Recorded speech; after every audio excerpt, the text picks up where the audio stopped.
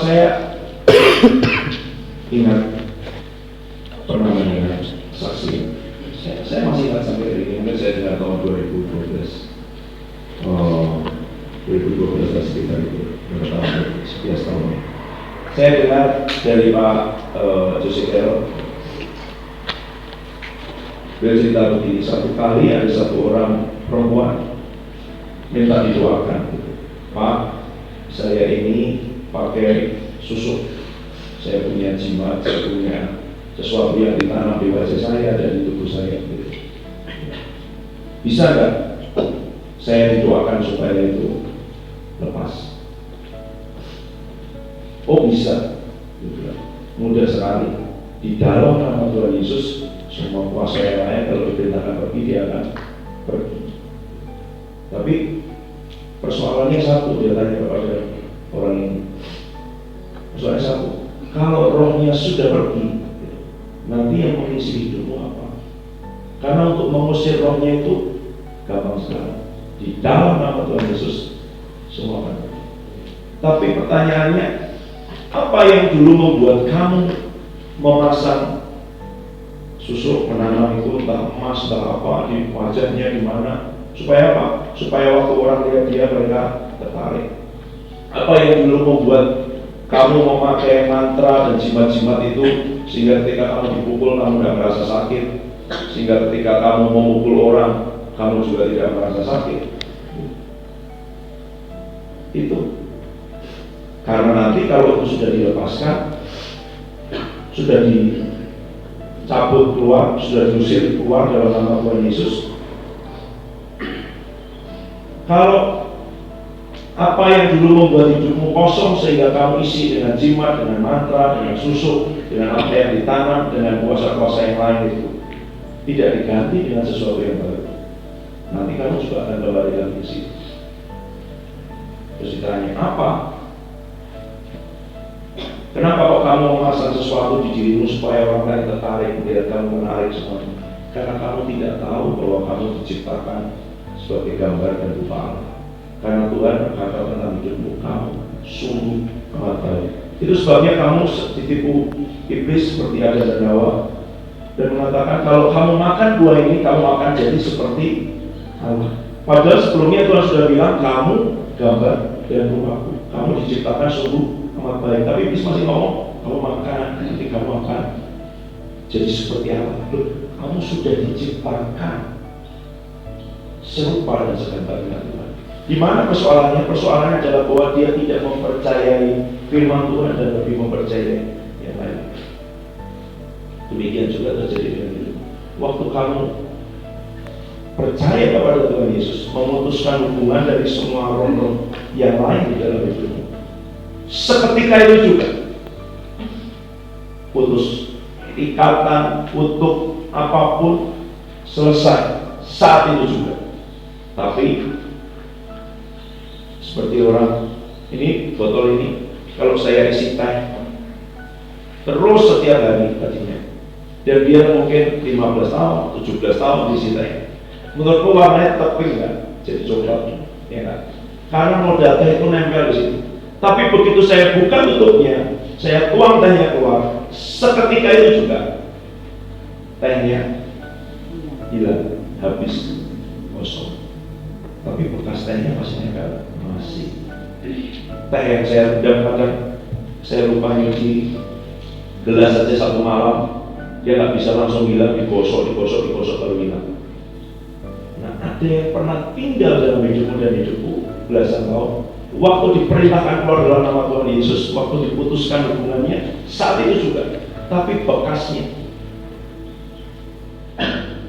coba kamu pegang kotoran ayam, terus cuci pakai sabun. Kotoran ayam udah nggak nempel di situ, tapi kamu masih bau kotoran ayam. Apalagi kalau kamu pegang kotoran ayam 12 tahun.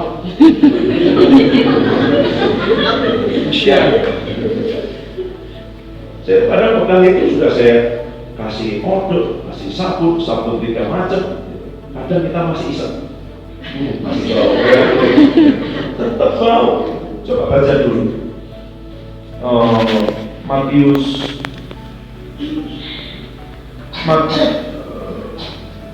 Matius 12 ayat 43 sampai 45. Saya baca terjemahan baru 2. Matius 12 ayat 43 sampai 45. Apabila roh jahat keluar dari seseorang, ia mengembara ke tempat-tempat yang tandus mencari perhentian, tetapi tidak menemukannya. Lalu ia berkata, aku akan kembali ke rumah yang telah kutinggalkan itu. Ia pun pergi dan mendapati rumah itu kosong, bersih, tersapu, dan rapi teratur. Lalu ia keluar dan membawa serta 7 roh lain yang lebih jahat daripada dia. Mereka masuk dan tinggal di situ. Akhirnya keadaan orang itu lebih buruk daripada keadaannya semula. Demikian juga akan berlaku atas orang-orang yang jahat. Itu cuma baru dulu. Jadi waktu roh jahat keluar dari seseorang, dia mengembara tempat-tempat yang tandus. Waktu apapun yang lama dari hidupmu dan hidupku itu diperintahkan pergi, diputuskan hubungannya, semuanya di dalam nama Tuhan Yesus, pergi.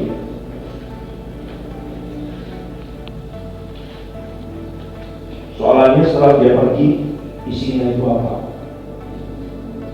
Dia rapi, ya, bersih, tersapu, rapi, teratur, tapi kosong. Dia akan masuk lagi, ya kan?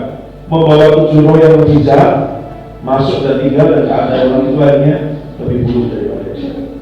Kalau dia sudah dilepaskan dari tadi misalnya tusuk, jimat, mantra atau apapun, ya, tapi dia tidak tahu apa yang menyebabkan kekosongannya yang dulu membuat dia memakai itu semua, nanti akan terjadi. Itu sebabnya setelah dilepaskan harus diisi dengan kebenaran, dengan janji Tuhan, dengan pembalikan keadaan, dengan deklarasi, dengan perenungan firman, dengan roh Tuhan.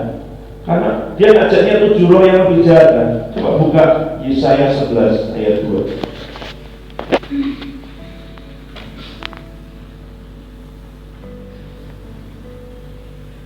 Roh Tuhan akan ada padanya, roh hikmat dan pengertian, roh nasihat dan perkasaan, roh pengenalan dan takut akan Tuhan. Nanti bukan di kitab Wahyu ada beberapa bagian itu ada 7 roh Allah.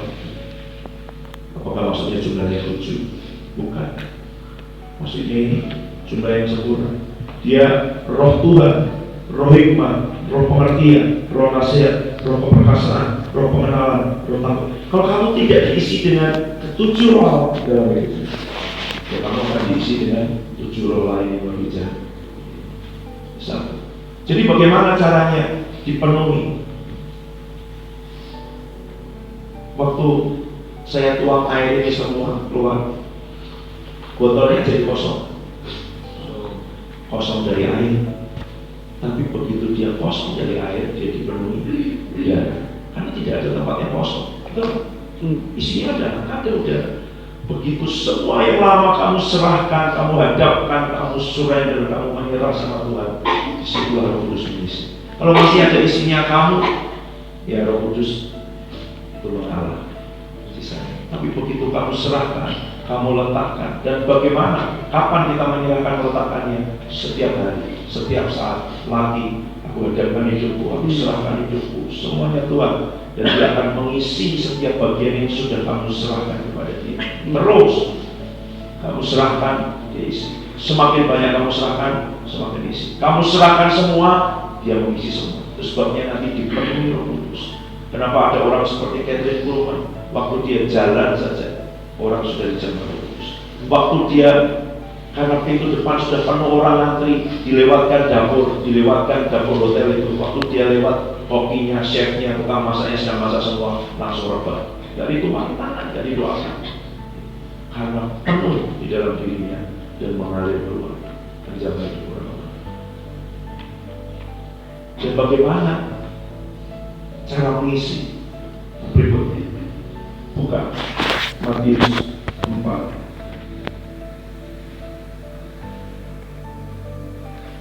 Waktu Tuhan Yesus dicobai oleh iblis. Ayat 3, Datang si pencoba dan berkata, jika engkau anak Allah, perintahkan supaya batu-batu ini menjadi roti. Jawab Yesus, toko roti memang banyak. Ada tertulis, manusia hidup bukan dari roti saja, tetapi dari setiap firman yang keluar dari mulut Allah. Iblis setelah dijawab ada tertulis, lalu berkata di ayat yang ke-6, jika engkau anak Allah, jatuhkan dirimu ke bawah, sebab ada tertulis. Kutip dari mana? Mazmur 91. Jangan pikir cuma kita yang tahu Mazmur 91. Mengenai engkau, ia akan memerintahkan malaikat-malaikatnya dan mereka akan menatang engkau di atas tangannya supaya kakimu jangan terkena kepada. Tuhan Yesus jawabnya, ada pula tertulis, jangan engkau mencobai Tuhan Allah. Kaki di bawah kapal tinggi dan berkata, semua akan kuberikan jika kau sujud menyembahku. Lalu Yesus berkata kepadanya, ini iblis, sebab ada tertulis, kau harus menyembah Tuhan Allahmu, hanya kepada Dia saja kau ibadah.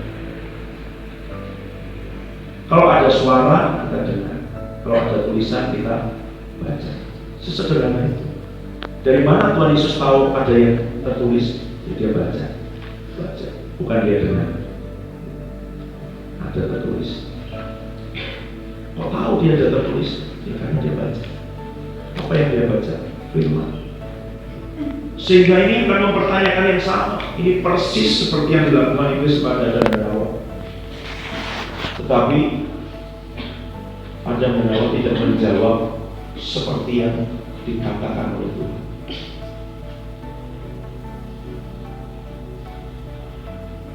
Selalu iblis akan membuatmu dan membuatku mempertanyakan semua janji Tuhan, kebaikan Tuhan, semua yang baru dalam hidupmu dan hidup.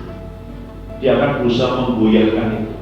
Dia akan berusaha mengatakan, buktinya ini lo masih coklat-coklat semua, belum bersih. Buktinya dia masih nempel di situ. Enggak bisa itu lepas. Mana gambar dan rupa Allah kok kayak gitu? Coba gitu, kamu posting berapa yang like? Coba kamu bikin story berapa yang view? Enggak ada gitu. Orang lain aja senyum sama kamu, malas kok. Dia akan terus mengatakan itu. Dan kamu berani terus memperkatakan dan menjelaskan, aku gambar dan rupa Allah, aku ciptakan serupa dengan Dia, rancangannya baik buat hidupku, tidak ada yang lain yang seperti aku diciptakan dunia ini hanya satu. Atau kamu mengamini perkataan iblis dan semua bisikannya dan semua tipu dayanya, atau kamu mengamini apa yang dikatakan Tuhan? Di situ aja pertempuranmu dan pertempuranku itu di situ.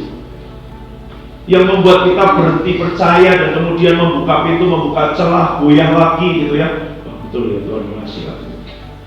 Buktinya 40 hari aku dibiarkan kelaparan loh di padang gurun. Katanya kamu anak sayangan Bapa. Kalau kamu anak Allah, kalau kamu ilahi, kalau kamu supranatural, kalau ada Roh Kudus, kalau ada janji Tuhan, mana buktinya kirimanmu nggak datang? Kalau memang Tuhan panggil kamu ke sini, mana? Gitu. Orang lain cerita tuh Pak Adi bilang mau sekian dapat buku, kamu aja dapat 1 enggak? Mana buktinya? Itu kan mereka, bukan kamu. Kamu nggak bisa. Kamu bukan Pak Adi, kamu bukan Pak Yohanes Lili, kamu bukan Kak Leo, kamu bukan itu. Yang mungkin hidupnya bisa berubah, tapi kamu kan enggak. Dia akan terus ngomong begitu. Tetap. Apa yang terjadi waktu dia ngomong begitu? Kamu ngomong firman. Pak Adi kan suka nyanyi itu ya. Kalau lain ditolong saya juga. Dulu saya kurang suka lagu itu, lagu kurang iri hati. Kalau lain ditolong saya juga. Tapi itu bukan lagu orang yang percaya bahwa Tuhan itu kalau kita mendekat, Dia akan menerima kita sama seperti Yohanes. Persoalannya kenapa kok hanya Yohanes yang bersandar di dada Tuhan Yesus? Apakah yang lain tidak boleh? Boleh. Yang lain boleh merasa dia murid yang dikasih, yang lain boleh nyindir. Persoalannya yang lain tidak melakukan itu aja. Kalau orang lain mengalami mujizat, mengalami pertolongan, kita juga boleh. Kita juga anaknya kok. Kita juga punya anak yang sama. aja. Apakah kita mau terus diisi dan mengisi terus Tuhan? Firman seperti ilustrasi yang saya pernah beri, dituangi terus sampai semua nurani iman, sampai semua selesai.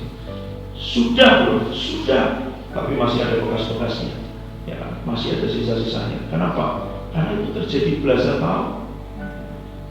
Sisa-sisanya bekas-bekasnya itu yang harus digosok. Tapi begitu isinya dituang, dia hilang, dia kosong, dia pergi.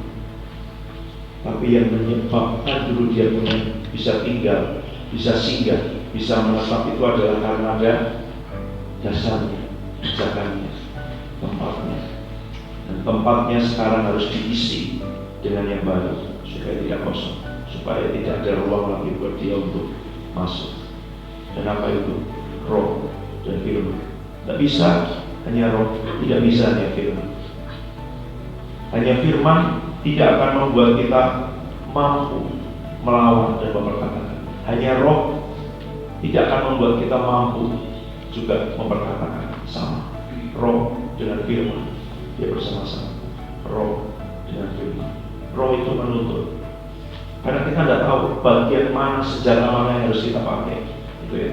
Tapi kalau kita diberitahu pakai pedang, kamu nggak punya pedang. Pakai tongkat, tongkatnya nggak ada.